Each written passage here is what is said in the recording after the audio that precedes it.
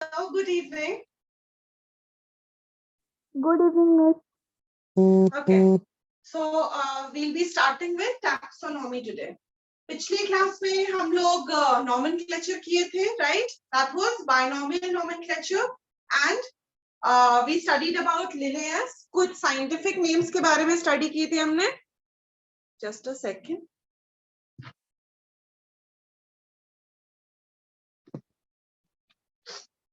Yeah, better. So today we'll be starting with taxonomy. ठीक है? Taxonomy के बारे में study करेंगे हम.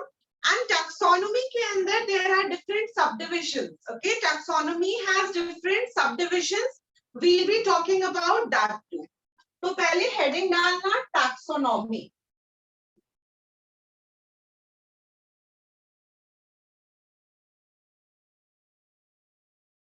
Okay, the heading is taxonomy.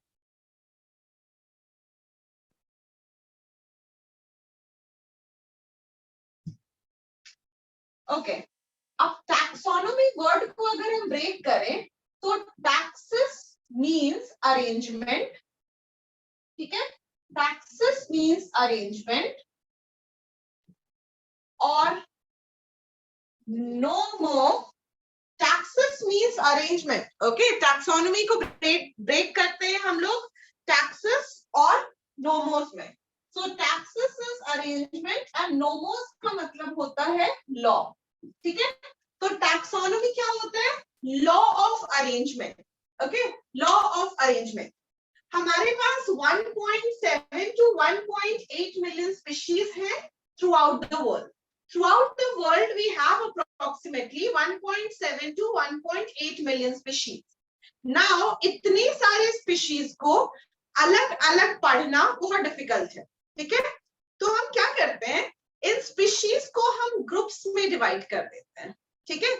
In species को हम groups में divide कर देते हैं और उन ग्रुप्स के बारे में स्टडी करते हैं. ओके, उस ग्रुप के बारे में स्टडी करेंगे तो उस ग्रुप में जितने भी ऑर्गेनिजम्स प्रेजेंट हैं, जितने भी एनिमल्स, जितने भी प्लांट्स प्रेजेंट हैं, उन सारे प्लांट्स का एक जनरलाइज्ड व्यू हम पढ़ लेते हैं ग्रुप्स में डिवाइड करके. ठीक है, it is not possible to study 1.7 to 1.8 million species.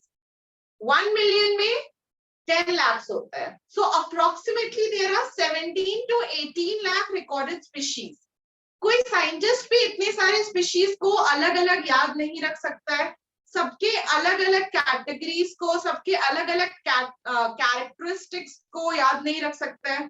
तो क्या करना होता है? We just have to divide it into segments.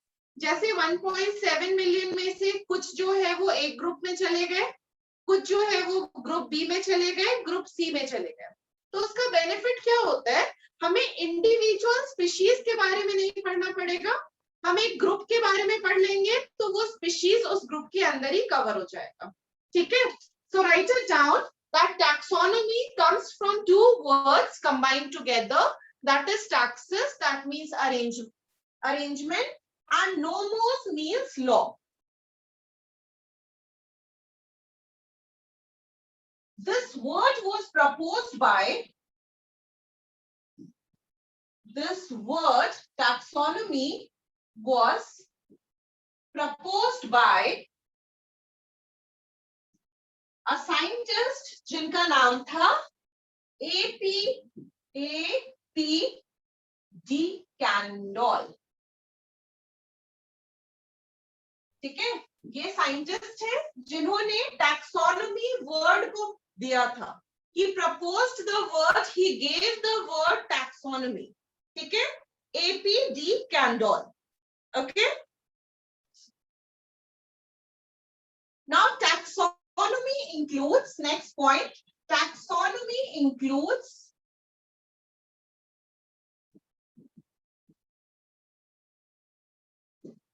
the study of, taxonomy includes the study of taxonomy includes the study of identification,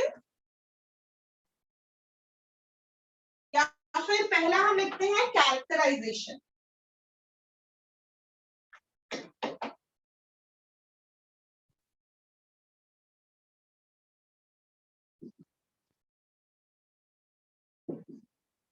B is A is characterization, B is identification,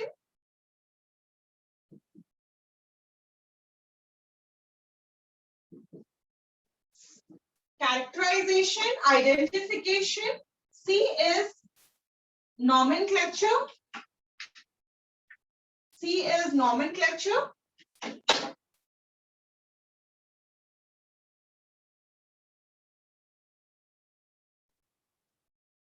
and D is classification.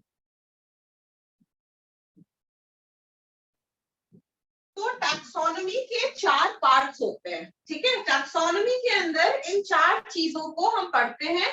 First is characterisation, the second one is identification, third is nomenclature and the fourth one is classification.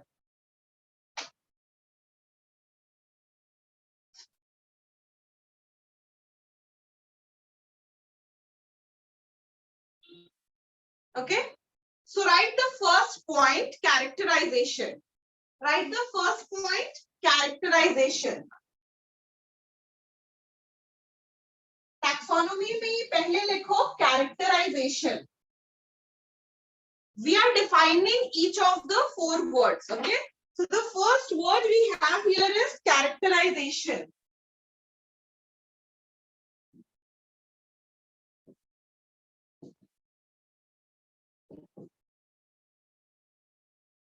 Characterization का definition लिखिए.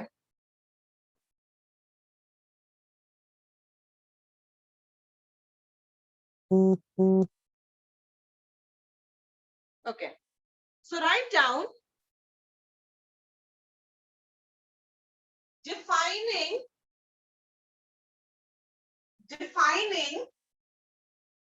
the characters of an organism, defining / recognizing defining or studying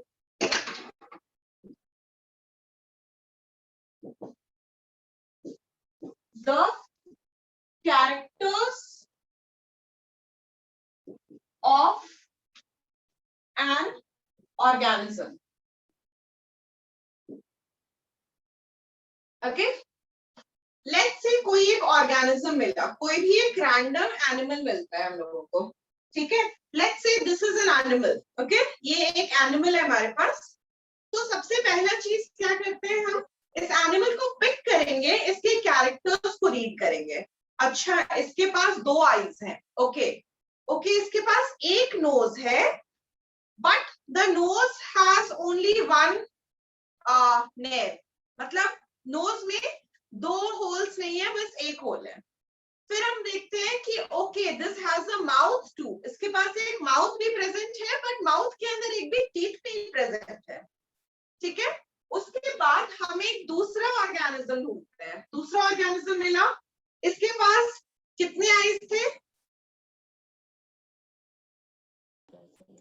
ma'am? 2 eyes है इसके पास, एक नाक है, एक mouth है, ओके। फिर हम एक दूसरा ऑर्गेनिज्म हमें मिलता है, ठीक है। इस ऑर्गेनिज्म के पास 3 आईज हैं, 3 आईज है, इसके पास कोई नोज नहीं है और इसके पास कोई माउथ भी नहीं है, इसके पास बस 3 आईज है, okay. This has 3 eyes but no nose and no mouth, okay. So we are going to study the characteristic of both the organisms. दोनों के characteristics को पहले हम रीड करते हैं। टैक्सोनॉमी के अंदर सबसे पहले दोनों की कैरेक्टरिस्टिक्स को रीड करेंगे कि इसके एक्सटर्नल फीचर्स क्या है, कितने लिम्स हैं, कितने आईज हैं, कितने नोज हैं, कितने माउथ हैं, ठीक है। We are going to study the individual characters of this organism, of both the organisms, ठीक है। तो सबसे पहले स्टेप में टैक्सोनॉमी में किसी ऑर्गेनिज्म को किसी ग्रुप में डालना है, तो सबसे पहले क्या करेंगे, उस ऑर्गेनिज्म के कैरेक्टरिस्टिक्स को रीड करेंगे, ठीक है, कि उस ऑर्गेनिज्म के पास कैरेक्टरिस्टिक्स क्या है। एक बार जब कैरेक्टरिस्टिक रीड हो गया, उसके बाद हमें इन दोनों ऑर्गेनिज्म को आइडेंटिफाई करना है। We have to identify both the organisms, कि ये कौन सा ऑर्गेनिज्म है और ये कौन सा ऑर्गेनिज्म है। क्या ये ऑर्गेनिज्म पहले से एग्जिस्ट करता है, क्या हमने ये पहले ढूंढ निकाला है, is it a recorded animal जो कि ऑलरेडी साइंटिस्ट ढूंढ कर रखे हैं, या फिर this is a new discovery. Okay, we have to identify it. और ये कौन से ऑर्गेनिज्म के सिमिलर है, कौन से ऑर्गेनिज्म के डिफरेंस है, से डिफरेंट है. We have to identify these organisms now. इन्हें किसी ग्रुप में क्लासिफाई करें उससे पहले इन्हें हमें आइडेंटिफाई करना है. So the second process of taxonomy is identification. So write down identification and write down the definition of identification.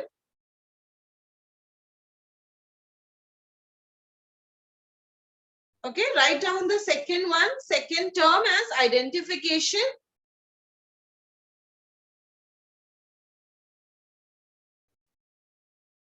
और आइडेंटिफिकेशन के अंदर में लिखो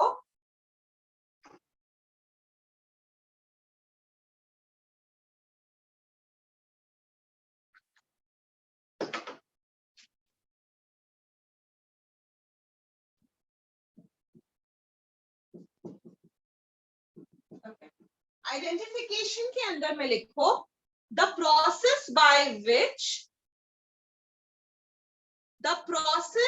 by which an organism is recognized, the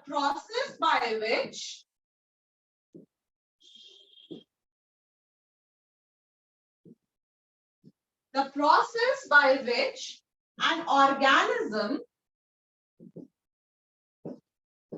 is recognized, the process by which an organism is recognized from other organisms,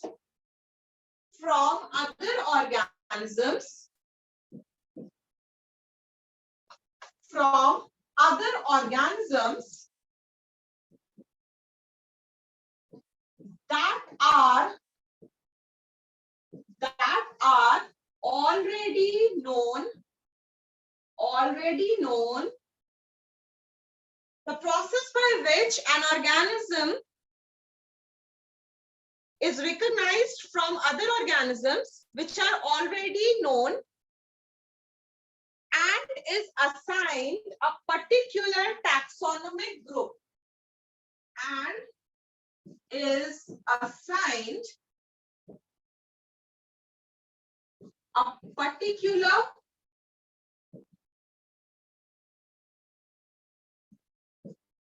taxonomic group. ठीक है, ये definition लिखो for identification.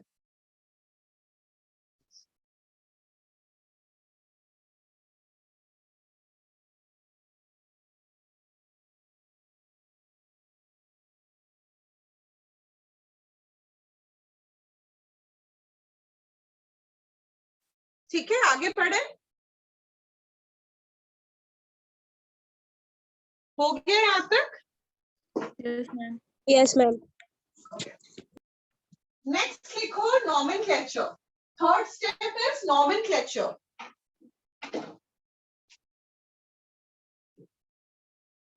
nomenclature के बारे में पिछली क्लास में हम लोग ऑलरेडी डिटेल में स्टडी कर चुके हैं.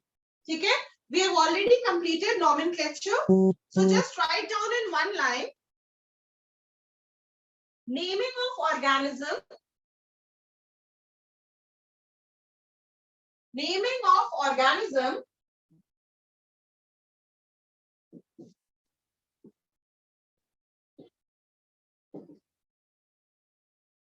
according to international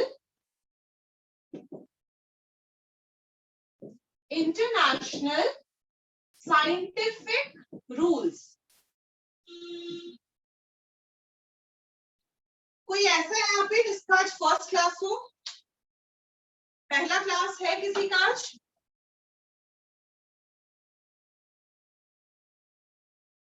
नहीं, सबका नॉमेनक्लेचर हो चुका है ना मेरे साथ?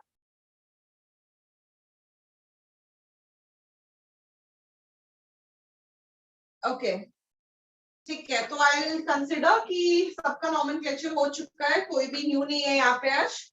Okay, so this is nomenclature. किसी ऑर्गेनिज्म को एक नाम देना।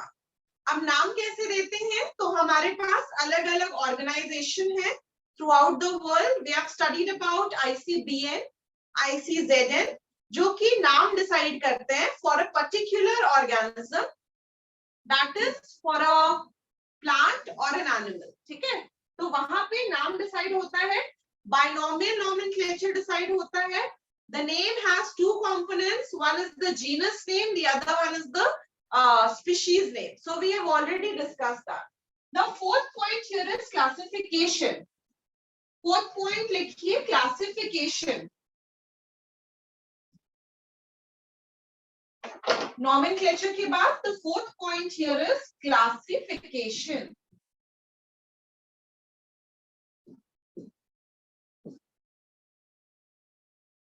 Under classification, write down a process by which organisms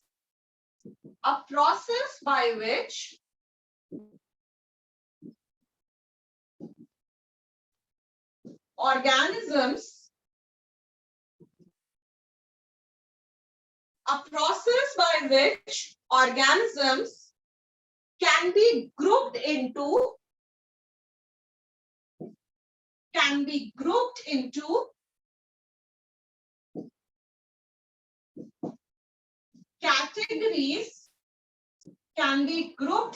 categories, on the basis of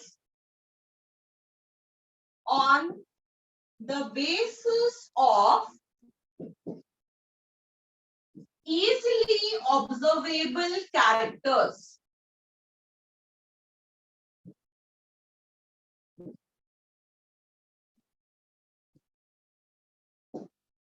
ठीक है, so these four components together form taxonomy. ये चार component को मिला करके हमारे पास taxonomy मिलता है. So the first was characterization. कोई नया organism मिला तो पहले हम उसके characters को read करेंगे. We'll read the characters of that organism. जो कुछ भी हम लोगों को नजर आ रहा है बाहर से, we'll read that and we'll write it down. Okay. Next is identification.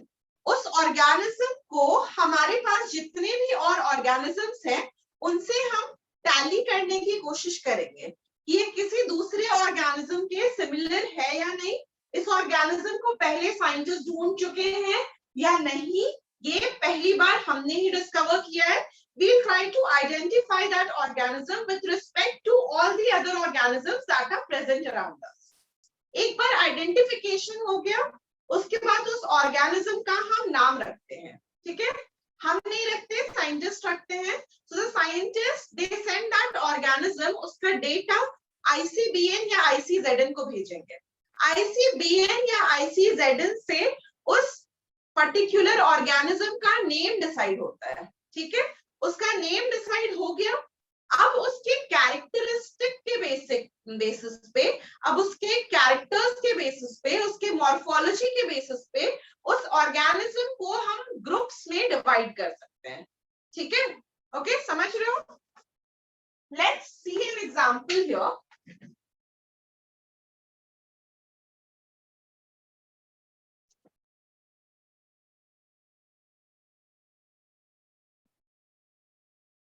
Okay, let's see an example.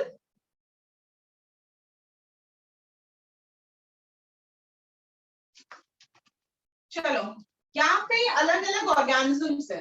ठीक है, एक ऑर्गेनिज्म ऐसा नजर आता है, दूसरा ऑर्गेनिज्म ऐसा नजर आता है,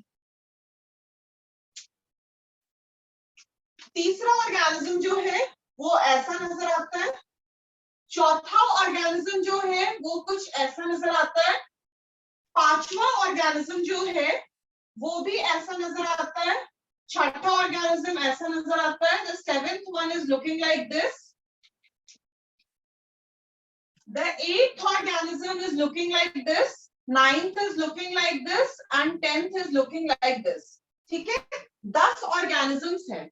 इन organisms को हम लोगों को शेप के हिसाब से अलग अलग ग्रुप्स में डालना है. ठीक है, लेट्स से हमने 10 ऑर्गेनिज्म डिस्कवर किया. ये 10 ऑर्गेनिज्म हमने डिस्कवर किया है, तो पहला काम क्या होगा हमारा, इनके कैरेक्टरिस्टिक्स को रीड करना.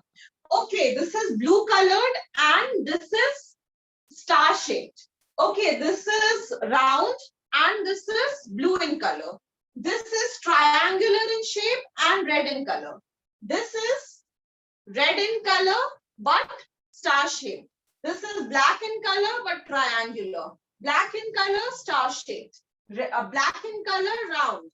Green in color, round. Green in color, triangular and green in color, star shaped. ठीक है, तो हमने ऐसे स्टडी कर लिया. First step is done, that is characterisation. Second step में हम इस ऑर्गेनिजम्स को, हमारे पास पहले से जितनी ऑर्गेनिजम्स हैं उनसे टैली करने की कोशिश करेंगे. We will try to establish a relationship between the earlier existing organisms जो पहले से हमारे पास है. हम चेक करेंगे कि ये पहले से एग्जिस्ट करते थे या हमने पहली बार इन्हें डिस्कवर किया है. किसी और साइंटिस्ट ने पहले खोज रखा है या पहली बार हमने डिस्कवर किया है. So that is the second thing that we have to do here, that is identification. तीसरा क्या करना है? तीसरा, इन 10 ऑर्गेनिज्म का हम नाम रखेंगे. That is nomenclature. You will have to name these 10 organisms. That is done by the Scientific Society, ICBN और ICZ. अब नेक्स्ट स्टेप क्या है? Next step is classification. इन ऑर्गेनिजम्स को क्लासिफाई करना है. तो organisms are classified on the basis of morphological और एक्सटर्नल अपीयरेंस. एक्सटर्नल अपीयरेंस को देख करके हम डिसाइड करेंगे कि इन ऑर्गेनिजम्स को कौन से क्लासेस में डालना है.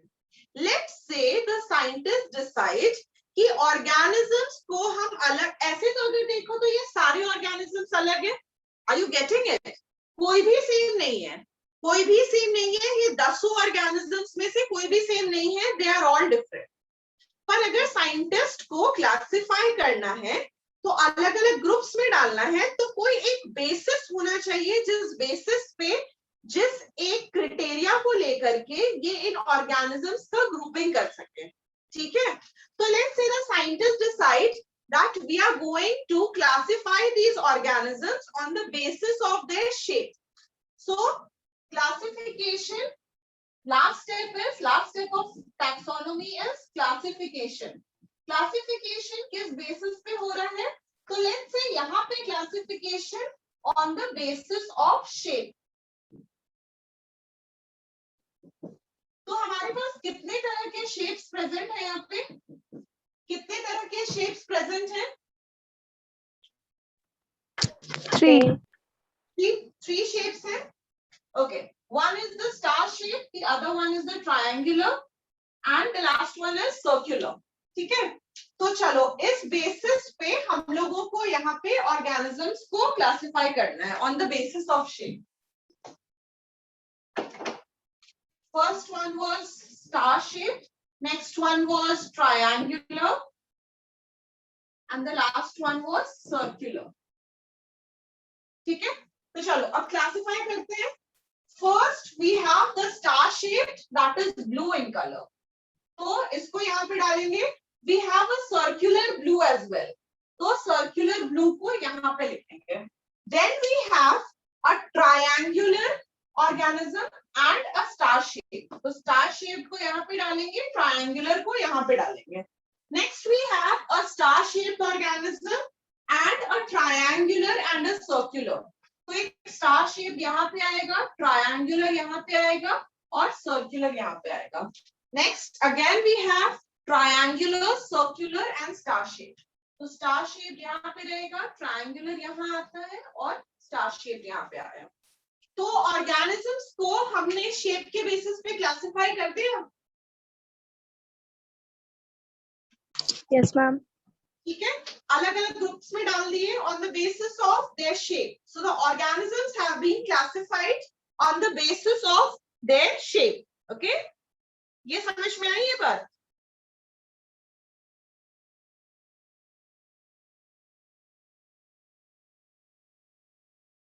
ठीक है, यहाँ तक ठीक है, ये समझ में आया? What is taxonomy, ये समझ में आया? Yes, ma'am. Okay. Okay. Next we are going to read about types of taxonomy. ठीक है, we are going to read about types of taxonomy. ये रब कर सकते हैं इसको?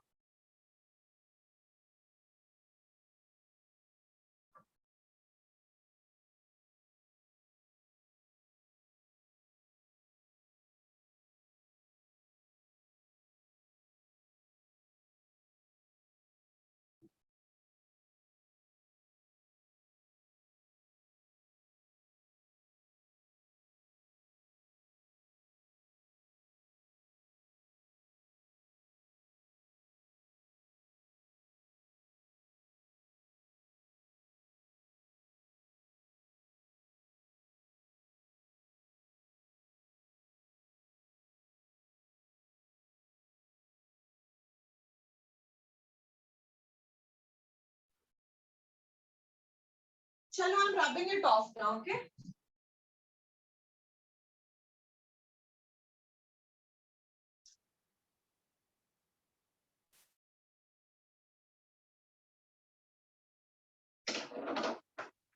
Next that we have here is types of taxonomy.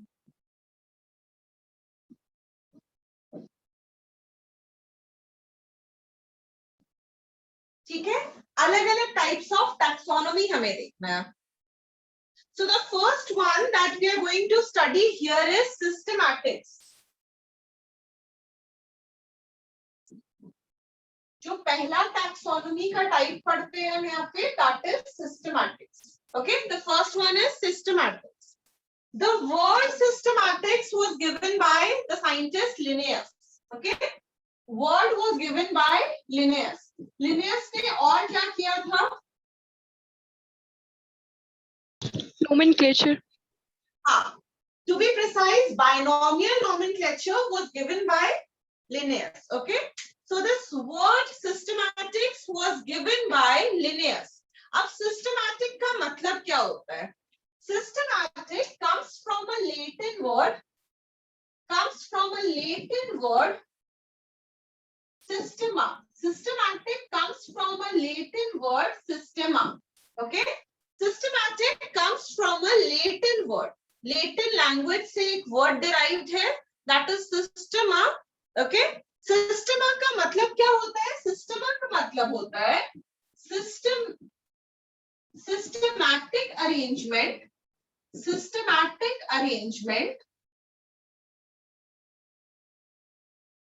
of organisms. Systematic arrangement of organisms is known as systema. ठीक है, तो systematics के अंदर क्या आता है कि organisms को हम किसी भी तरह से arrange नहीं कर देंगे. We'll have a particular order, we'll have a particular system of arranging the organisms into different groups. Okay, अब systematics में हम कौन-कौन से features को consider करते हैं for organizing the organisms into different groups. तो यहाँ पे जो features consider होते हैं, features considered for organization,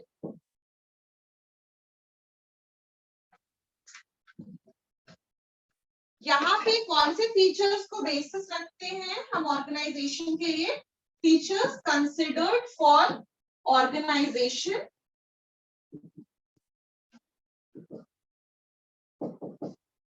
ठीक है, the features considered for organization in systematics is external morphological characters. External morphological characters. ठीक है, हम किसी भी ऑर्गेनिज्म के एक्सटर्नल मॉर्फोलॉजिकल कैरेक्टर्स को कंसिडर करते हैं इन सिस्टमैटिक्स. ओके, सिस्टमैटिक्स में भी हम फर्दर सब डिविजन्स पढ़ेंगे कि न्यू सिस्टमैटिक्स होता है और भी कुछ अलग अलग टाइप्स के सिस्टमैटिक्स हम पढ़ेंगे. पर बेसिकली सिस्टमैटिक्स का जो फंडा है, जो मेन क्राइटेरिया है for dividing animals into different groups, what is that criteria? We are going to read the morphological characteristics of different organisms. Let's say हमारे पास दो ऑर्गेनिजम्स हैं, उनके एक्सटर्नल अपीयरेंस को हम पढ़ेंगे, ठीक है। Let's say we have two plants here, ठीक है, दो प्लांट्स हैं हमारे पास, एक के पास, दोनों के पास लीव्स है, दोनों के पास फ्लावर्स है, स्टेम है, रूट है। तो हम दोनों के एक्सटर्नल मॉर्फोलॉजी को, मतलब जो बाहर से नजर आ रहा है, उसको रीड करेंगे कि लीफ टाइप कैसा है, फ्लावर टाइप कैसा है, फ्लावर कलर कैसा है, स्टेम का हाइट कितना है, रूट कैसा है, टैप रूट है या एडवेंटिशियस रूट है, ठीक है, इनफ्लोरेसेंस फॉर्म कर रहा है या नहीं फॉर्म कर रहा है, ठीक है, प्लांट बाइसेक्सुअल है या यूनिसेक्सुअल प्लांट है। So we are going to study different characteristics.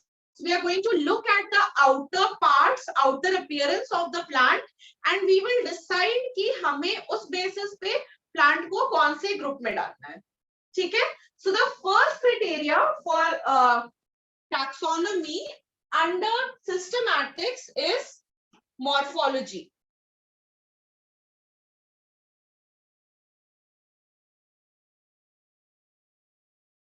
ठीक है, लिनियस ने क्या किया, सिर्फ वो बाहर से ऑर्गेनिजम्स को देखते थे और देख करके डिसाइड कर लेते थे कि कौन से ग्रुप में डालना है।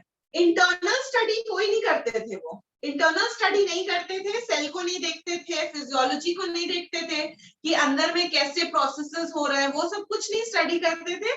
बस वो देखते थे बाहर से कि अच्छा ऐसा नजर आ रहा है, इसको ग्रुप ए में डाल दो, ऐसा नजर आ रहा है, ओके इसको ग्रुप सी में डाल दो। तो बस बाहर से देख करके लिनियस यूज्ड टू डिसाइड कि क्या करना है, कौन से ग्रुप में डालना है। इसके पीछे एक बहुत बड़ा रीजन था कि the microscopes were not there during the time of Linnaeus. Linnaeus के टाइम में माइक्रोस्कोप्स डेवलप नहीं हुए थे, तो लिनियस के पास कोई ऑप्शन नहीं था। वो अगर कट करके सेल को रीड करना चाहते भी तो वो नहीं कर सकते थे, because microscopes were not that advanced during his time, microscopes were not there at his time. Okay, so Linnaeus only depended on external morphology. बाहर के फीचर्स को देख करके तो डिसाइड कर लेते थे कि कौन से ग्रुप में क्लासिफाई करना है कौन से ऑर्गेनिज्म को। Is that okay? Write it down.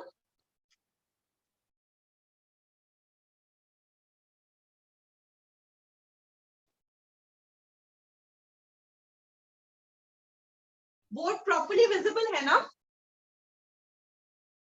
Yes, ma'am. Okay. Write it down.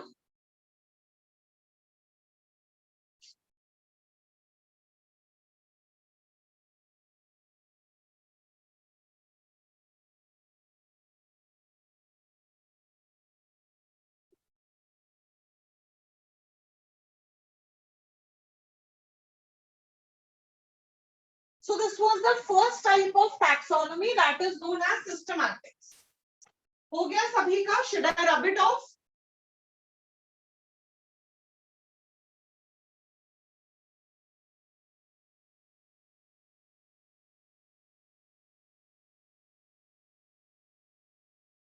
Should I rub it off? रब कर सकते हैं इसको?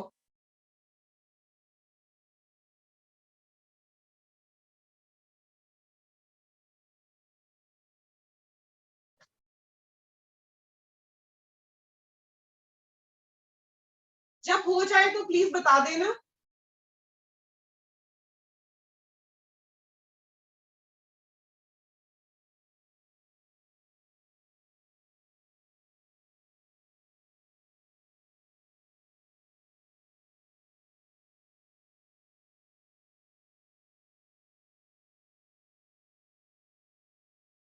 Hello ma'am done done.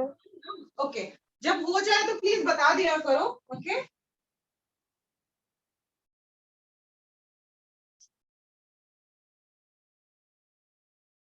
और किसी को भी कोई डाउट हो, कोई भी डाउट हो तो प्लीज कीप आस्किंग, ठीक है। ये 11th का जो स्टार्टिंग है, डाउट्स लेकर के आगे नहीं बढ़ना। ओके सो कहीं भी डाउट हो, I can repeat what ever you want. कुछ भी समझ नहीं आया हो, कोई टॉपिक रिपीट करना हो, I can easily do that. Okay एक पूरा सारे बच्चे communicative. Okay, you have to respond and you have to ask questions. अगर doubts हो तो you should ask, you should answer to my questions. ठीक है, so just be very responsive here. चलो, the next one is the second type of taxonomy is new taxonomy or neo taxonomy. New taxonomy या इसी को बोलते हैं neo taxonomy. Neo means new. This name was given by the scientist Julian Huxley. Julian Huxley. Okay, the name was given by the scientist Julian Huxley.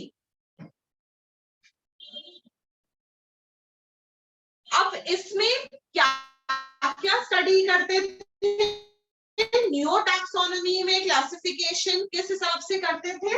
External structures तो इसमें भी consider करते ही थे, एक्सटर्नल मॉर्फोलॉजी और external appearance यहाँ पे भी consider करते थे, पर एक्सटर्नल स्ट्रक्चर के साथ साथ यहाँ पे इंटरनल स्ट्रक्चर भी रीड करते थे.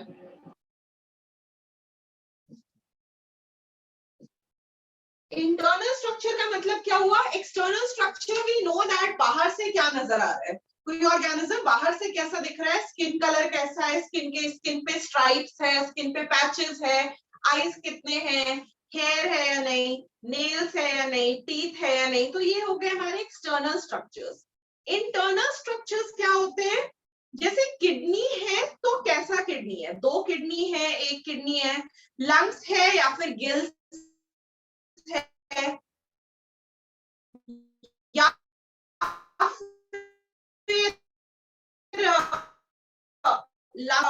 एक हार्ट है या फिर 2 हार्ट प्रेजेंट है, हार्ट. उसके अलावा स्टमक कैसा है, स्टमक कितना, एक सिंगल स्टमक है. तो इंटरनल स्ट्रक्चर्स को भी स्टडी करते थे in new systematics. Okay, so new systematics is external structure plus internal structure. Okay, उसके अलावा यहाँ पर सेल के स्ट्रक्चर को भी पढ़ा जाता था. Okay, so the cell structure was also studied. Cell के स्ट्रक्चर को भी पढ़ते थे. ठीक है, तो microscope was being used at this time to read the cell structure as well. Cell structure की भी स्टडी करते थे. So external structure, internal structure, the cell structure was also studied. Also the development process.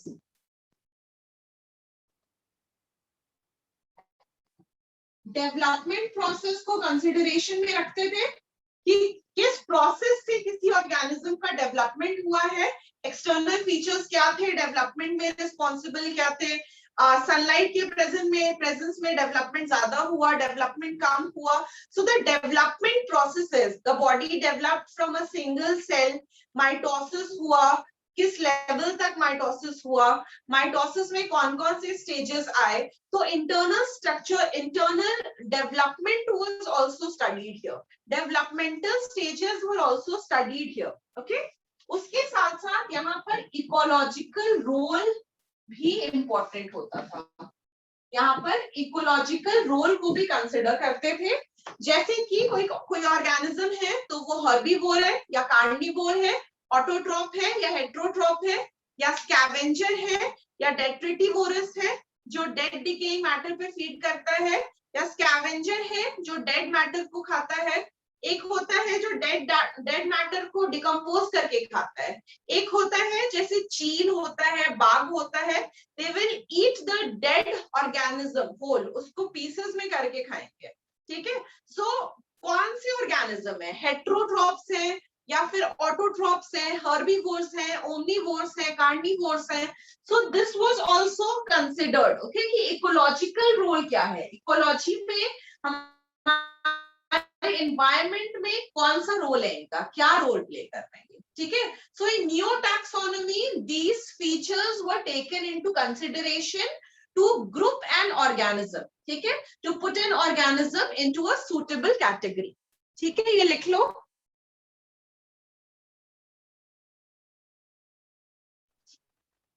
Done. Okay, तो systematics में हम लोग सिर्फ morphology को कंसिडर कर रहे थे, पर न्यू सिस्टमैटिक्स के केस में we are also taking into account the evolutionary relationships. Okay, so यहाँ पर evolutionary relationships were also considered.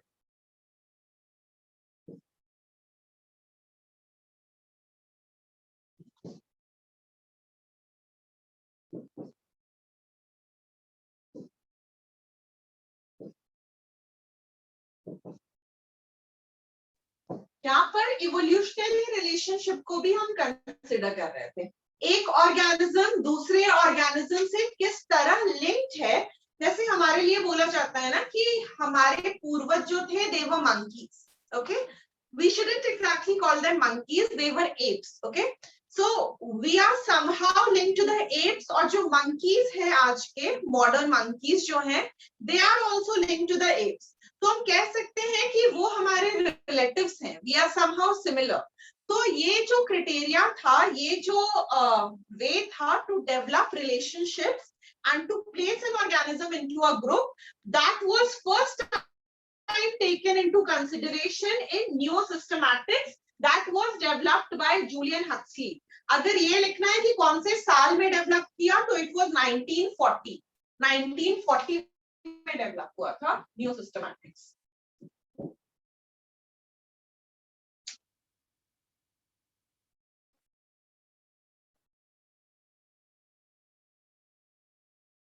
Done? Yes, ma'am. What is the year of systematics? Sorry, what is?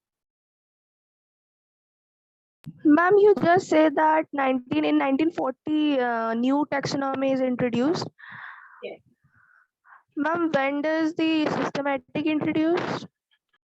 When was systematics introduced? There is no such year for the development of systematics, पर हमारे पास वो year है ना जब हमने लिखवाया था कि Carolus Linnaeus was wrote his 2 books, Systema Naturae and Species Plantarum. What was the year? That was around 1700 something. 1753. Okay, 1753. So actually Linnaeus lived during the time 1707 to 1780. तो Linnaeus ने जो कुछ भी काम किया था that was around 1750 to 1770. Okay, let's say it was in 1750 to 1770 के बीच में, ठीक है, कुछ इस टाइम के दौरान में उन्होंने अपने सारे काम, most of the things that he did was during this tenure, was during this time. But exact year when systematics was developed is not mentioned here, so I did not tell you about it. Okay, so Linnaeus ने जब develop किया था systematics, can you see that उसके almost 170 to 180 years बाद Julian Huxley ने new systematics दिया है? Can you see that? So new systematics was developed in 1940, right? And systematics was developed somewhat around this time. So new systematics से systematic के बीच में time difference देखो कितना ज़्यादा है, that is more than 150 years. समझ रहे हैं इस चीज को? So the exact date of systematics is not known, but the new systematics का date जो है वो पता है हम लोगों को, that was given by Julian Huxley in about the year 1940. ठीक है, 1940s के अराउंड में. Is that okay? Yes, ma'am. Okay. Right now the next one, that is cytotaxonomy. Cyto का मतलब क्या होता है? साइटो टर्म कहां से आता है, किसी को आइडिया? साइटोलॉजी,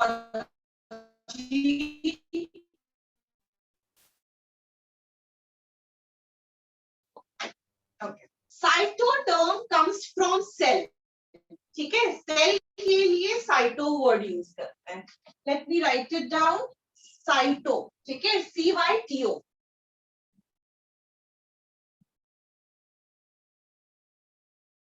ठीक है, what you need to remember, कहीं पे साइड में लिख लो cyto is equals to cell. ठीक है, साइटो वर्ड जो है वो सेल से आता है, तो कहीं साइड में लिख लो cyto is equals to cell.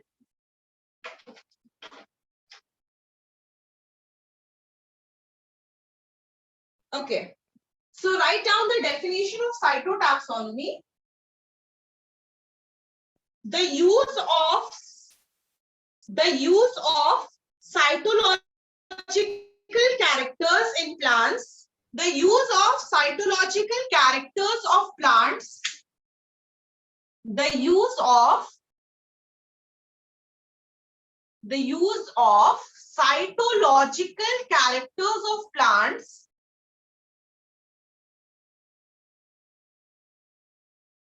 in classification. The use of cytological characters of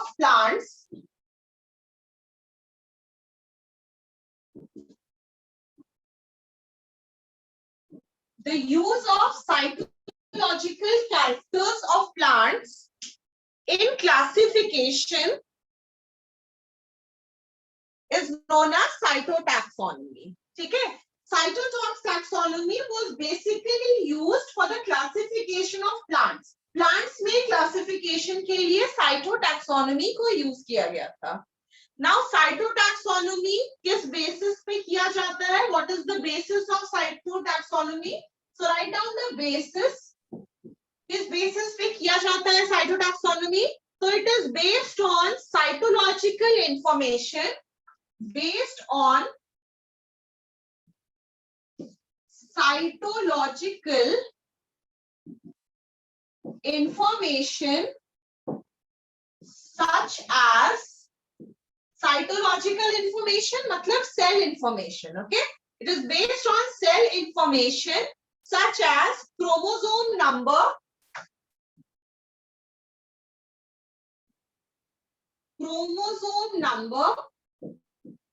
structure of chromosome and behavior.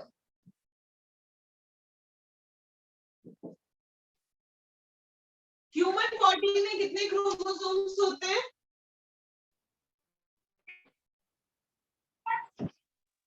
42 pairs.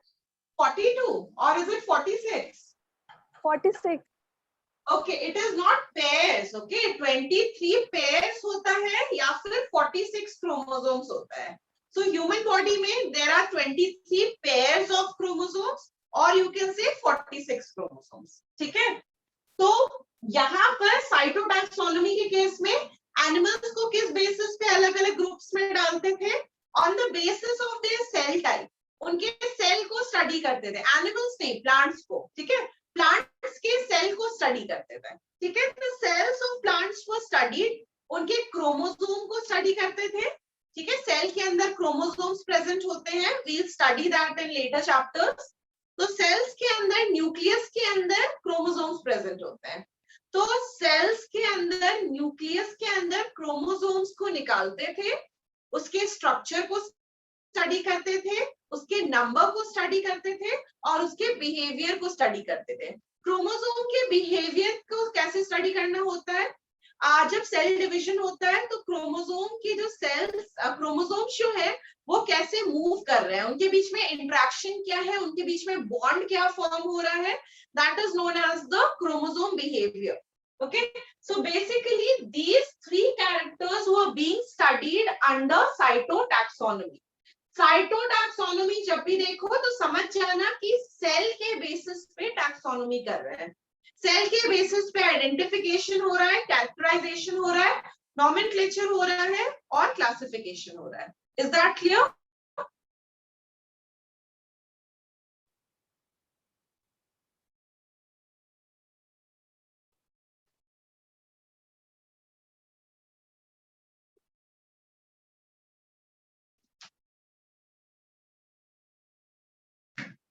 चलो लिख लो.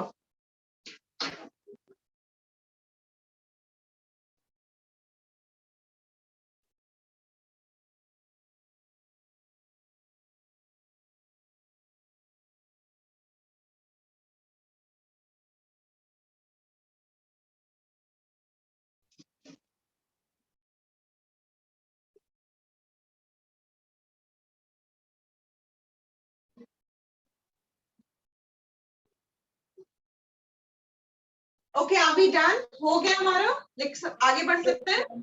Yes. Next is, and the last one is chemotaxonomy. Chemo word कहां से आता है?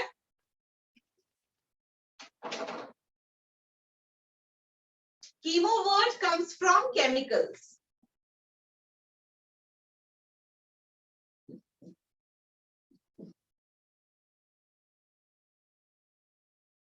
Chemotaxonomy.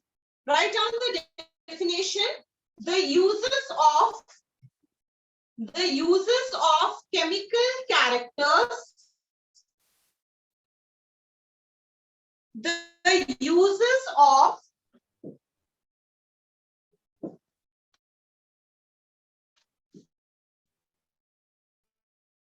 chemical for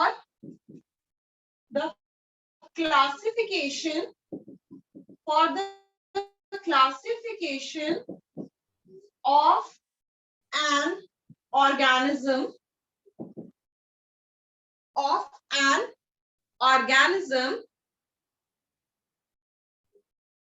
is called chemotaxonomy, or chemical taxonomy is called chemotaxonomy or chemical taxonomy.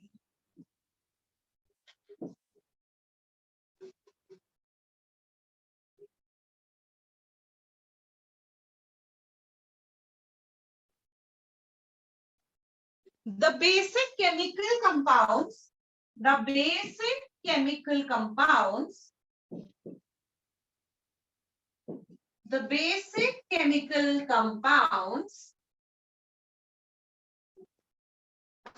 मतलब basic मतलब normal, जो normally हम जो केमिकल कंपाउंड्स यूज करते हैं for कीमोटैक्सोनॉमी.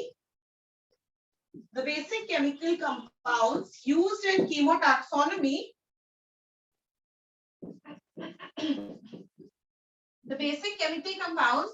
chemotaxonomy are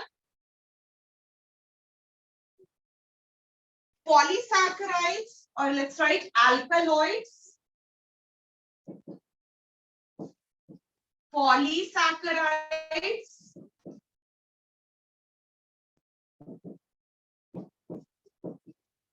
tannins,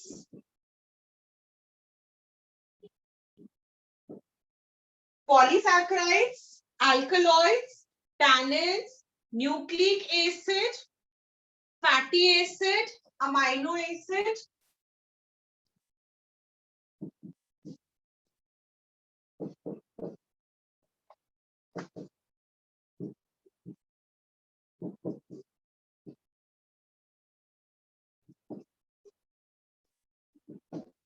etc.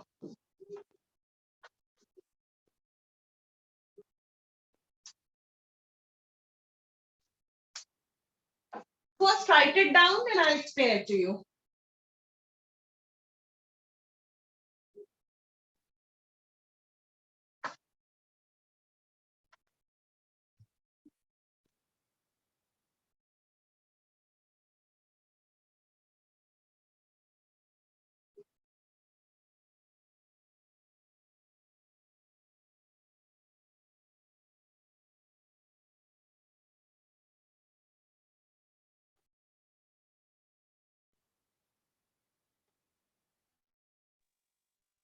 Done. Done? Okay.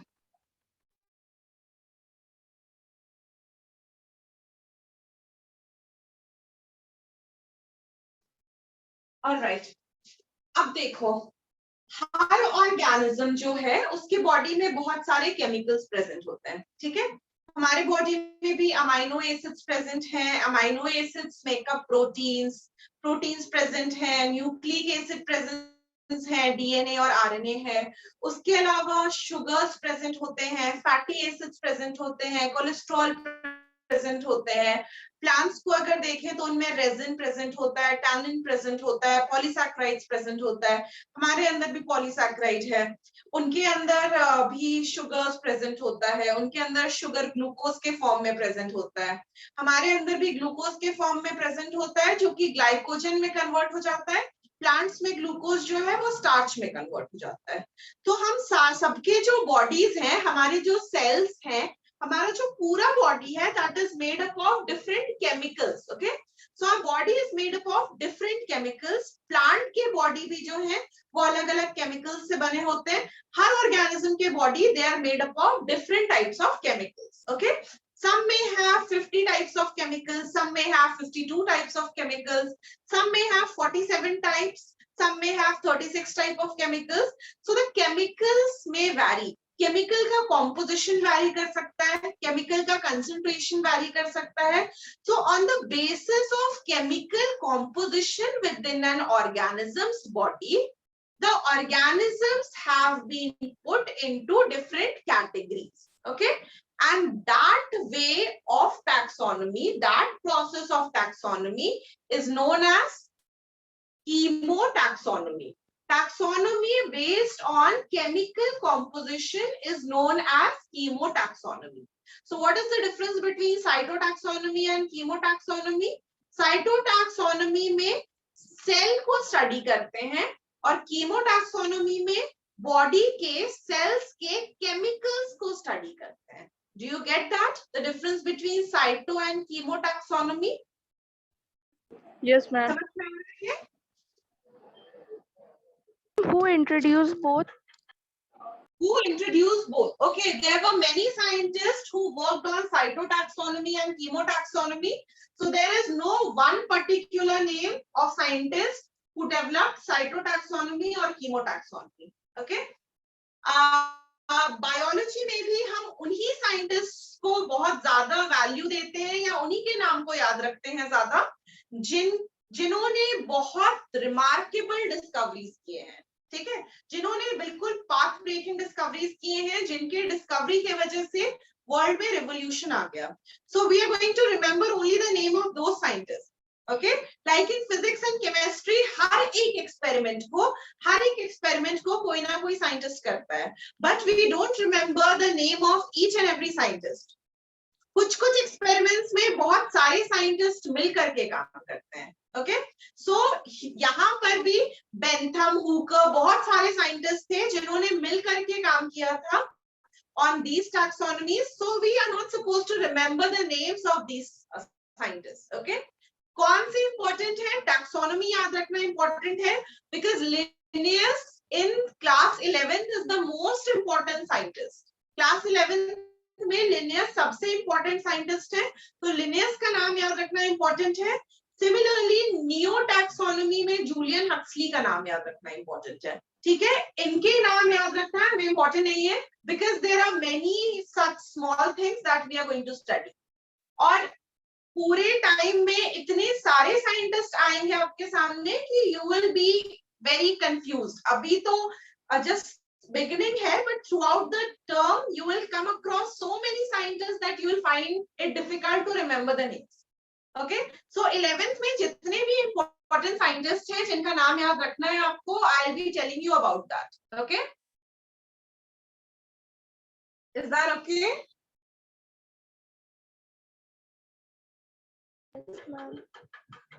Okay.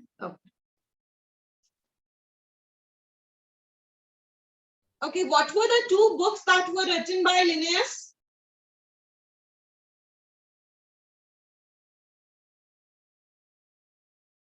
What were the two groups that was, what were the two books that were written by Linnaeus? Species Plantarum. Species Plantarum. Systema Naturae.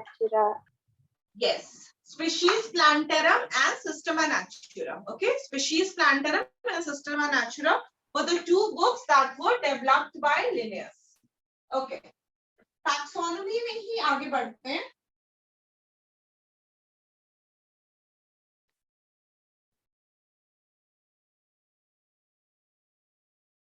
All right, a quick revision.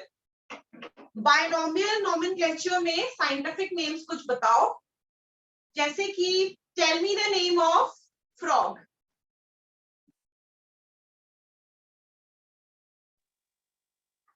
Rana tigrina. Okay, tell me the name of banyan tree. Ficus Bengali. bengali. Ficus bengalensis. Okay. Bengal. Tell me the name of cat.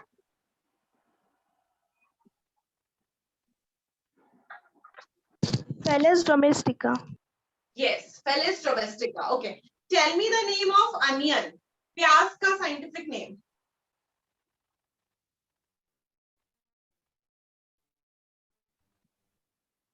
That is Allium cepa.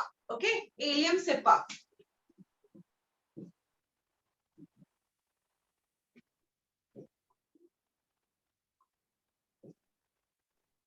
Okay, that is onion. I guess that is one L, not two.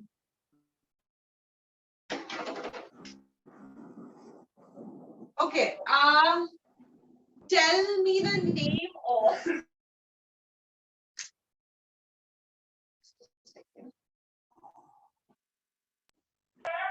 नीम का scientific name पता है?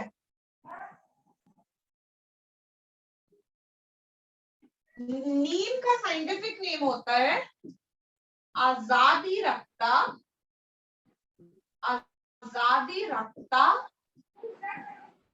Indica. आजादी रखता है indica. अब बताओ मैंने इसमें क्या मिस्टेक किया है? While writing this scientific. Underline साथ में कर Ma'am, दिया। underline. Yes, very good, very good. You should have, I should have underlined it separately. और कोई mistake तो नहीं है इसमें? नहीं। Okay. I am writing the name of potato. Okay, I'm writing the name of potato.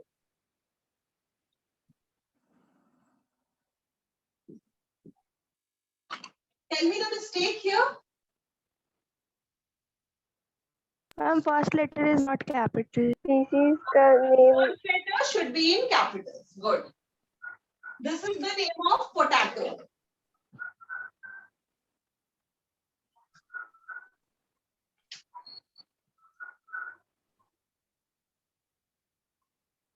चलो ठीक है. Let's move ahead then. ये लिख लो फिर आगे बढ़ते हैं. This is neem, आजादी रखता indica, because neem is indigenous to India. India का ही ढूंढा हुआ इंडिया में ही सबसे ज्यादा पाया जाता है नीम. So neem is indigenous to India. हमारा ट्री है ये. So आजादी रखता indica. The name was given on the basis of the country, that is Indica. आजादी रखता indica. Onion is Allium cepa and potato is Solanum tuberosum.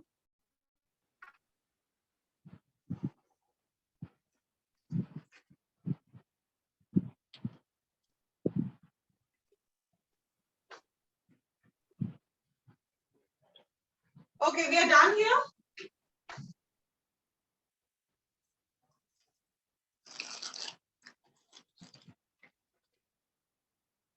Chalo.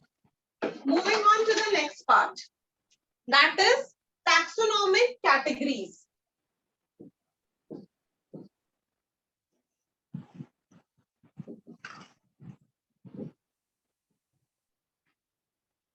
Taxonomic categories. Okay. I hope that's visible. That's taxonomic categories.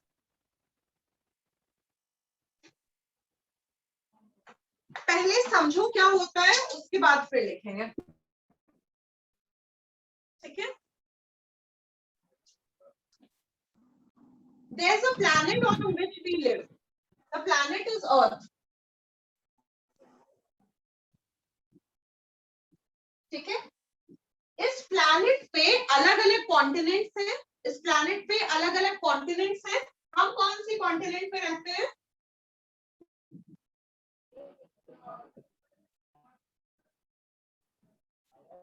Asia. Okay. अब इस continent में Asia में अलग अलग countries हैं. अलग अलग कंट्रीज हैं. हम कौन से कंट्री में रहते हैं? इंडिया. ठीक है. अब इस कंट्री में इंडिया में अलग अलग स्टेट्स हैं. We live in the state Jharkhand.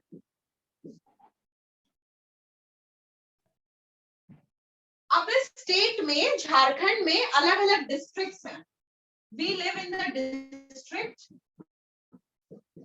Dhanbad. I'm guessing all of you are from Dhanbad, so I'm just writing Dhanbad here. Okay. अब इस डिस्ट्रिक्ट में अलग अलग लोकेलिटीज हैं, ठीक है, अलग अलग लोकेलिटीज है. डिस्ट्रिक्ट में सिटी कौन सा है हमारा? धनबाद. ओके. इस सिटी में अलग अलग रीजन्स हैं या लेट्स से लोकेलिटीज हैं. लोकेलिटी, कोई एक लोकेलिटी है लेट्स से. इस लोकेलिटी में के अंदर अब क्या है, इस लोकेलिटी के अंदर में लेट्स से कॉलोनीज हैं, ठीक है, कॉलोनीज हैं. ओके. और कॉलोनी में हम सबके पास एक हाउस नंबर है. वैसे यहाँ पे हाउस नंबर नहीं ही होता है mostly, but let's consider that. ठीक है. अब यहाँ पे कोई दो लोग रहते हैं, दो ही करते हैं अभी. हेलो, कुछ कह रहा है क्या कोई? चलो. देयर आर टू पीपल, ठीक है. इन दोनों लोगों को कैसे पहचाना जाएगा? इन दोनों के पास अपना खुद का एड्रेस होता है, ठीक है. इन दोनों के पास अपना एड्रेस होता है.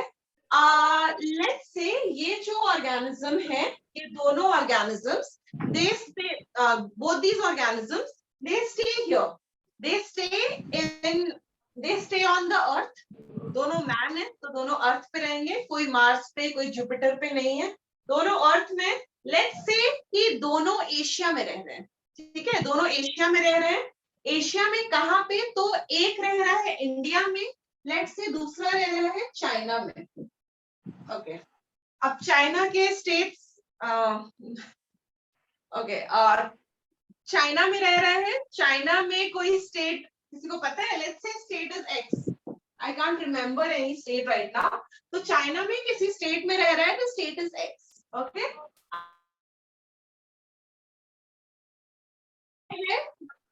दैट इज वाई उस जगह पे रह रहा है. अब वहां पे there is a city that is Z. Okay. So there are two people, we have to locate both of them. एक ऑर्गेनिज्म जो है वो हमारा एशिया में, इंडिया में, Jharkhand, Dhanbad. There is a city here in Dhanbad.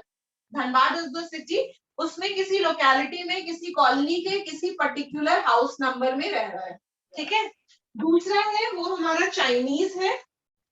Where is he staying? He is staying somewhere in this location in China. ठीक है. तो दो लोग हैं, इन दोनों को हम कैसे पहचानते हैं? According to their address. Okay. Now, इसमें से सबसे बड़ा यूनिट क्या है? Planet, continent, countries, states, district, city, locality, house, colonies. सबसे बड़ा यूनिट क्या है? सबसे बड़ा क्या है? planet, प्लैनेट है. सबसे छोटा क्या है इन सब में? house, house. house, okay. House is the smallest unit. Yes. Address जब हम लिखते हैं तो house is the smallest unit. अब समझो यहाँ पे कि एक ऑर्गेनिज्म जो है, he is not only classified or categorized in one category, but one organism, one particular person is given place in so many categories. उसको इतने सारे कैटेगरीज में मेंशन कर रहे हैं. एक कोई ऑर्गेनिज्म है, उसके लिए हम उसका प्लैनेट भी बता रहे हैं. प्लैनेट के अंदर कौन से कॉन्टिनेंट में है वो भी बता रहे हैं. कॉन्टिनेंट में कौन से कंट्री में है वो भी बता रहे हैं. कंट्री में कौन से स्टेट, डिस्ट्रिक्ट, सिटी, सिटी के बाद लोकेलिटी, कॉलोनी, हाउस, सब बता रहे हैं, ठीक है. And these are different categories. Planet is a different category. Continent is a different category. There are different types of planets. 8 type of planets that we know of. Okay? Continents कितने हैं? अच्छा, planets 8 ही है, ठीक है. Pluto is a dwarf planet now, तो planet 8 ही है. Continents कितने हैं? So we have 7 continents here. Countries कितने हैं? बहुत सारे countries हैं. States कितने हैं? और भी ज्यादा states हैं. Districts कितने हैं? हर state में अलग अलग districts हैं. So number of districts is more than the number of states. Now cities कितने हैं? तो cities will be more than the number of districts और स्टेट्स, क्योंकि हर डिस्ट्रिक्ट में अलग अलग सिटीज एंड टाउन्स हैं।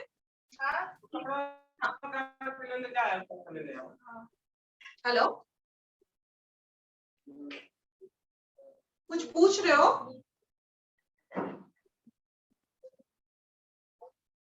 ओके, ठीक है।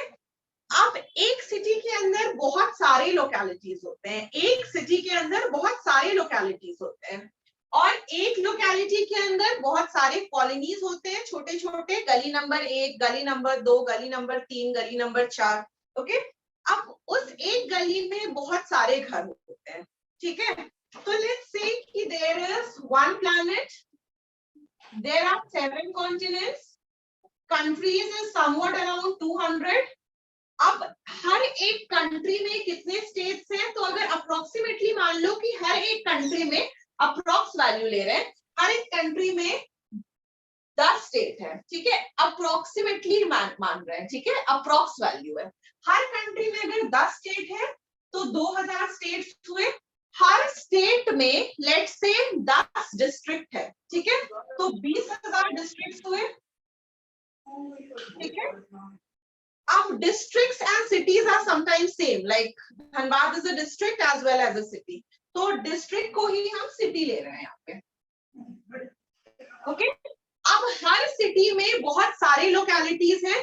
Let's say एक city में 20 locality हुए, ठीक है, एक city में 20 locality है, तो this is becoming 4 lakhs here.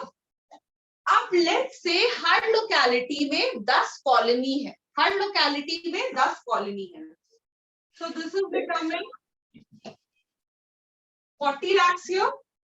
अब let's say हर कॉलोनी में 100 घर है, तो multiply this now, देख लो कितना सारा हो रहा है, ठीक है, I'll do it for you.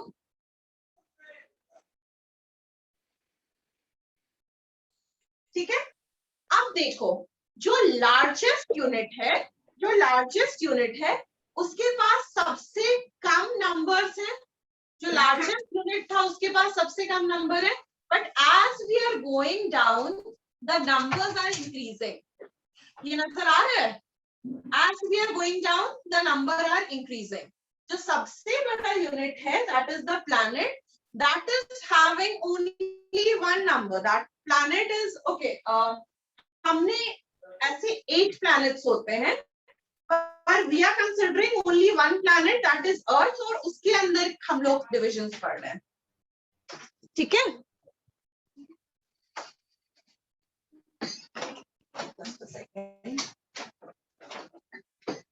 Okay, सो इस तरह से हम किसी भी ऑर्गेनिज्म को अलग अलग कैटेगरीज में डाल करके उसका कैटेगराइजेशन करते हैं।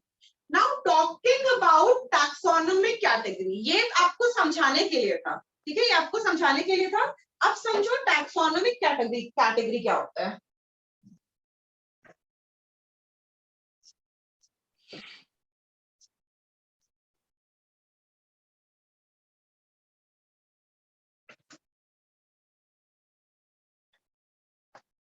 Okay, now the taxonomic category, okay. अब taxonomic category is real. Taxonomic category ये आपको याद रखना पड़ेगा। सबसे ऊपर आता है kingdom, phylum, class, order, family, genus, species।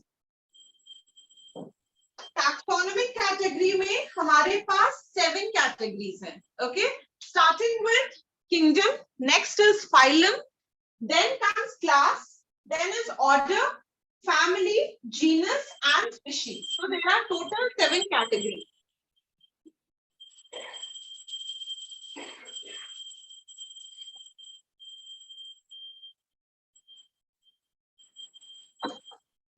अब देखो इन 7 कैटेगरी को याद रखना पड़ता है, इनके सीक्वेंस को याद रखना पड़ता है कि सबसे ऊपर किंगडम आएगा, फिर फाइलम आएगा, फिर class, order, family, genus, species. तो इस ऑर्डर को हम कैसे याद रखें? तो इसके लिए एक निमोनिक होता है, एक ट्रिक होता है इसको याद करने का। वो ट्रिक है कि पॉट्स क्लीन और फैमिली गेट्स सिक। ठीक है, कीप पॉट्स क्लीन और फैमिली गेट्स सिक। घर के पॉट्स को क्लीन रखो, basin sink should be kept clean और the family gets sick. Okay, so the mnemonic is keep pots clean or the family gets sick. K से keep, K से kingdom, P से pots, P से phylum, C से clean, C से class, O से or, O से order, F से family, F से family, G से genus, G से gets, S से sick, S से species. Write down this mnemonic. Hello? कैसा लाना?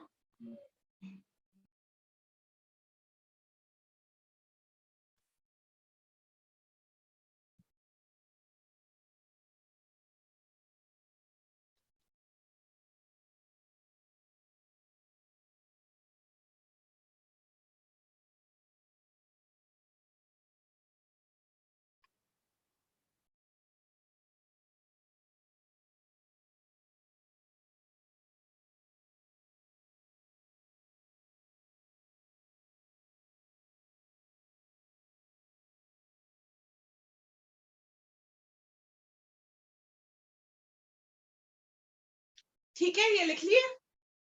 Kingdom, phylum, class, order, family, genus, species. ये ऑर्डर पूछा जाता है। What is the smallest unit of a taxonomical hierarchy और अ टैक्सोनॉमिकल कैटेगरी? तो species is the smallest unit. What is present at the lowest rank of the taxonomical category? Species is present at the lowest rank. What is present at the highest rank of a taxonomical hierarchy? So kingdom is present at the highest rank of a taxonomical hierarchy.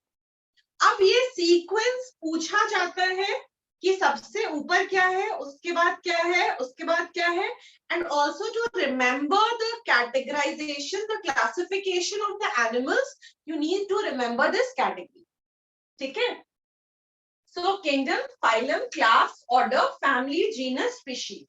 कैसे याद रखेंगे? Keep pots clean और family gets sick.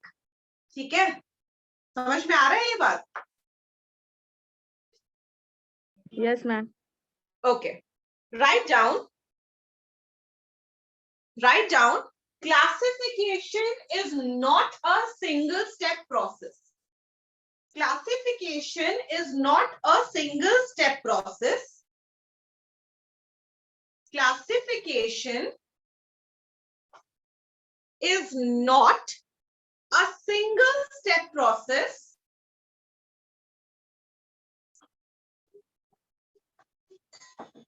but involves, classification is not a single step process, but involves, classification is not a single step process, but involves hierarchy. Hierarchy का spelling देखो. Hierarchy, but involves hierarchy of steps, but involves hierarchy of steps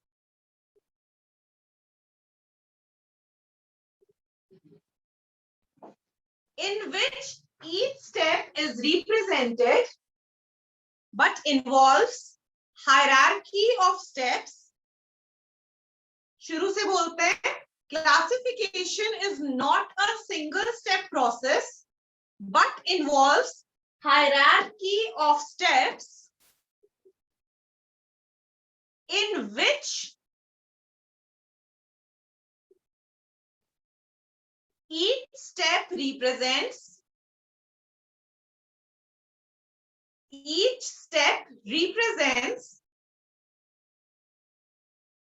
a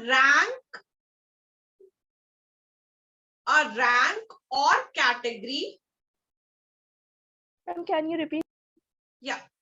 Classification is not a single step process, but involves hierarchy of steps. यहाँ तक clear है? Yes, sir. In which each step represents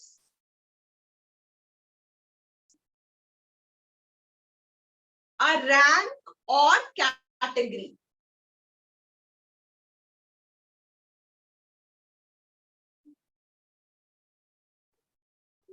A rank or category. Okay? Put a full stop. Right? Since the category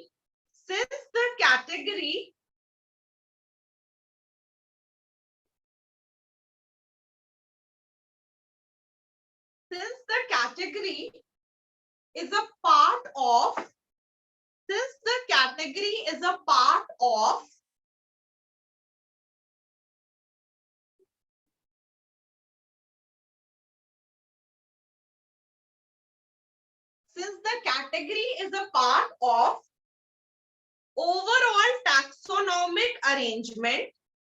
overall taxonomic arrangement, comma, since the category is a part of overall taxonomic arrangement, comma, it is called a taxonomic category. Comma के बाद लिखो, it is called a taxonomic category.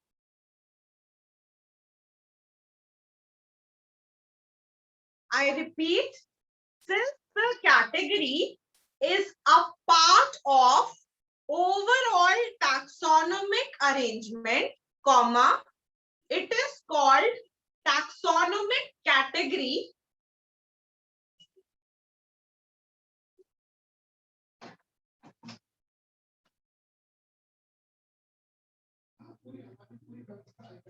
It is called taxonomic category. And all the categories put together,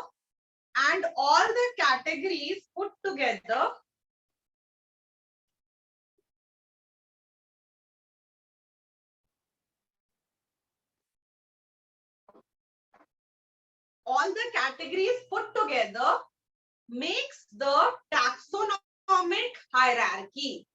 All the categories put together makes the taxonomic hierarchy.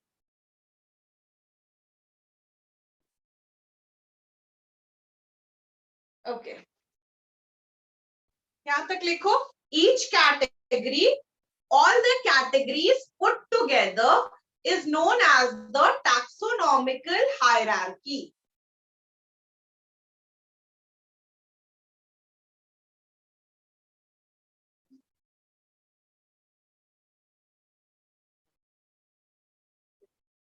You want me to repeat? शुरू से करते हैं repeat. Classification is not a single step process. Classification एक single step process नहीं है, उसमें बहुत सारे units involved हैं. ठीक है, एक single step में हम classify नहीं कर सकते हैं. There are many steps, there are many categories that are involved in the process of classification. So the first sentence is classification is not a single step process. It involves hierarchy of steps in which each step represents a rank or category.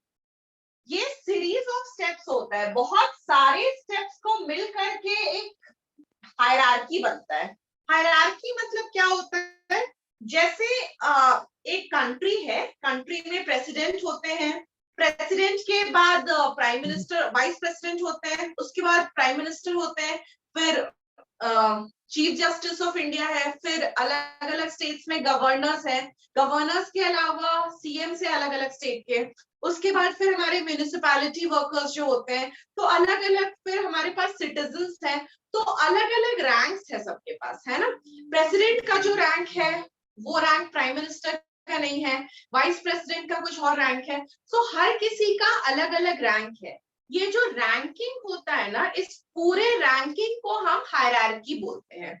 जैसे school में ही school के director हैं, principal हैं, vice principles हैं, फिर coordinators हैं, फिर teachers हैं, फिर स्टाफ्स हैं, फिर स्टूडेंट्स हैं। तो स्कूल में भी अलग अलग रैंक्स होता है। इस रैंक के पूरे समेशन को हम हायरार्की बोलते हैं। ठीक है, रैंकिंग के प्रोसेस को हम हायरार्की बोलते हैं। ठीक है यहाँ तक? Okay. Classification is not a single step process but involves hierarchy of steps. Hierarchy of steps present है. Okay? In which each step represents a rank or category. हर एक स्टेप हर रैंक को रिप्रेजेंट कर रहा है।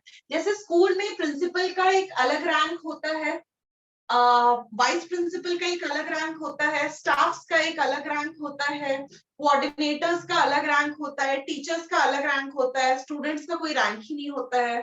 तो ऐसा नहीं है, स्टूडेंट्स का भी रैंक होता है। तो अलग अलग रैंक्स होता है। ठीक है, तो उस बेसिस पे स्टूडेंट्स में भी देखो डिवीजन होता है ना, हेड प्रीफेक्ट होता है, या फिर हेड गर्ल, हेड बॉय। तो ऐसे रैंकिंग होता है स्कूल्स में। Each rank is known as each step is known as your rank. हर एक स्टेप जो है वो रैंक है, और सारे रैंक्स को मिला करके हायरार्की का फॉर्मेशन होता है। ठीक है, okay okay. Each in which each step represents a rank or a category. Since the category is a part of overall taxonomic hierarchy, it is called taxonomic category. क्योंकि हर एक रैंक जो है, हर एक कैटेगरी जो है वो टैक्सोनॉमी का part है, इसलिए उनको हम टैक्सोनॉमिक कैटेगरी बोलते हैं। और सारे कैटेगरीज को एक साथ मिला दो तो ये टैक्सोनॉमिक हायरार्की बन जाता है। मतलब टैक्सोनॉमिक हायरार्की में अलग अलग टैक्सोनॉमिक कैटेगरीज हैं, और सारे टैक्सोनॉमिक कैटेगरीज को अगर मिला दो तो टैक्सोनॉमिक हायरार्की का फॉर्मेशन होता है। हर एक कैटेगरी जो है that is referred to as the unit of classification. ये लिखवाया है ना? नहीं लिखवाया है? यूनिट ऑफ क्लासिफिकेशन लिखवाया है, नहीं लिखवाया अभी? No, ma'am. Okay, so write it down. Each category is referred to. Each category is referred to. Each category is referred to as a unit of classification. Each category is referred to as a unit of classification. Each category is referred to as the unit of classification.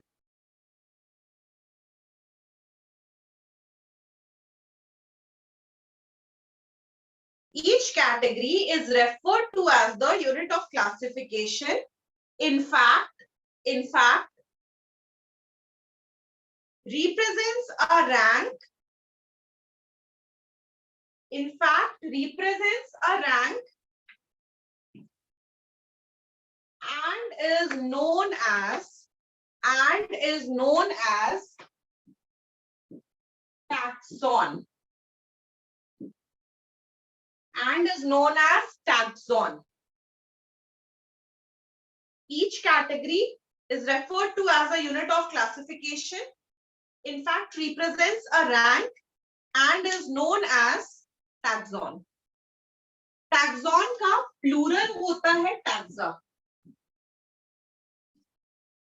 Plural होता है taxon का taxa.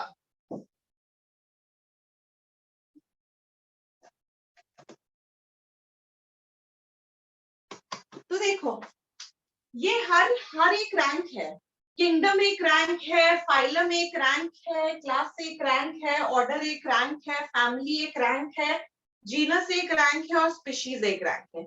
ये सारे हमारे पास ranks हैं। Okay, these are all ranks here. Rank है या अलग अलग स्टेप्स हैं या अलग अलग कैटेगरी है। टैक्सोनॉमिकल कैटेगरी में हर एक रैंक को या हर एक स्टेप को हम यूनिट ऑफ क्लासिफिकेशन बोलते हैं। तो किंगडम एक यूनिट ऑफ क्लासिफिकेशन होगा, फाइलम एक यूनिट ऑफ क्लासिफिकेशन होगा, क्लास एक यूनिट ऑफ क्लासिफिकेशन है, ऑर्डर एक है, फैमिली एक है, जीनस एक है, स्पीशीज एक है, सब यूनिट्स ऑफ क्लासिफिकेशन है। ठीक है, और हर एक यूनिट को अगर साइंटिफिक टर्म में बोले, हर एक रैंक को हम टैक्सॉन बोलेंगे। ठीक है, एक रैंक को हम टैक्सॉन बोलेंगे। सो kingdom is a taxon, phylum is a taxon, class is a taxon, order is a taxon, family is a taxon, genus is a taxon, species is a taxon। सारे taxon को जब हम साथ में लिखते हैं we call it as taxa, plural। taxon का plural होगा taxa। ठीक है, और इस पूरे हायरार्की को, सारे कैटेगरीज को जब हम रैंक वाइज अरेंज करेंगे we call this as taxonomical hierarchy। ठीक है, टोटल इन सबको एक साथ जब रैंक वाइज अरेंज करेंगे तो we call it as taxonomical hierarchy. हर एक स्टेप, हर एक कैटेगरी जो है वो इंडिविजुअल टैक्सॉन है। ठीक है, समझ रहे हो इस चीज को? Is that okay?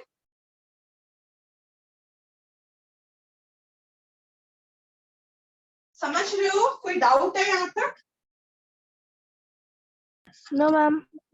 ओके, तो यहाँ तक क्लियर है। तो अब हम लोग क्या देखेंगे, अब आज नहीं देखेंगे because we are not left with sufficient time. किसी एक एनिमल को या किसी एक प्लांट को उठाएंगे और उसको हर एक कैटेगरी में प्लेस करेंगे कि कौन से किंगडम में है, कौन से फाइलम में है, कौन से क्लास में है, कौन से ऑर्डर में है, कौन से फैमिली में है, कौन से जीनस स्पीशीज, उसको हम रैंक देंगे। ठीक है, ओके।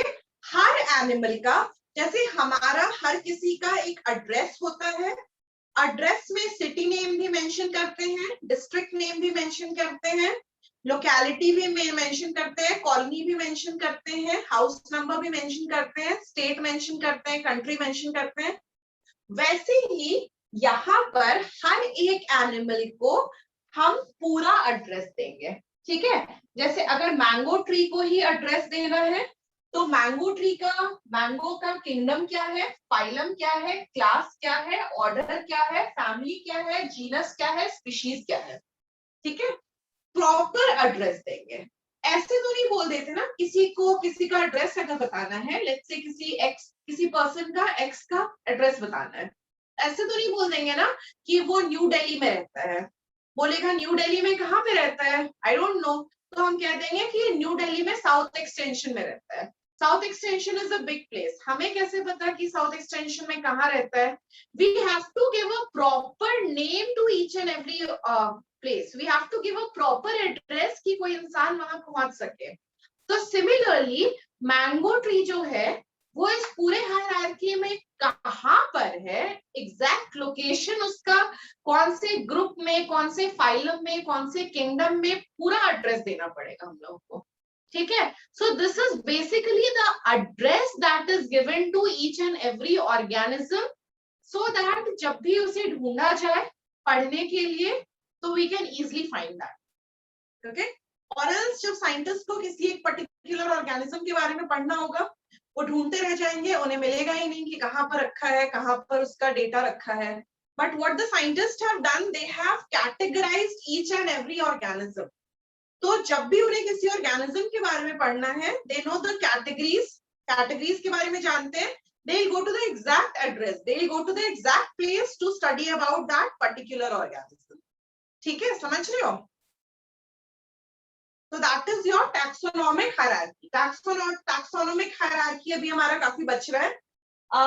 नेक्स्ट क्लास में we'll continue, we'll be defining each and every term, kingdom क्या होता है, phylum क्या होता है, ये सब कुछ समझेंगे हम, और इनके बीच में आपस में रिलेशन क्या होता है। We will take an example and we'll try to locate that organism, we'll try to locate that plant in the system। तो वैसे हम पढ़ेंगे, but that will take some time, so we'll continue that in next class। Is that okay? Yes, ma'am. Okay। यहाँ तक जितना हुआ है, I want you to read that read करके रखो। एनसीईआरटी भी आप रीड कर सकते हो। एनसीईआरटी आप रीड अगर करोगे तो जहां टैक्सा दिया हुआ है वहीं तक रीड करना, उसके आगे स्पीशीज, जीनस, ये सब मत रीड करना। टैक्सोनॉमी तक आप पढ़ सकते हो, ठीक है? Is that okay? Yes, ma'am. Yes, ma'am. Okay Thank you, ma'am.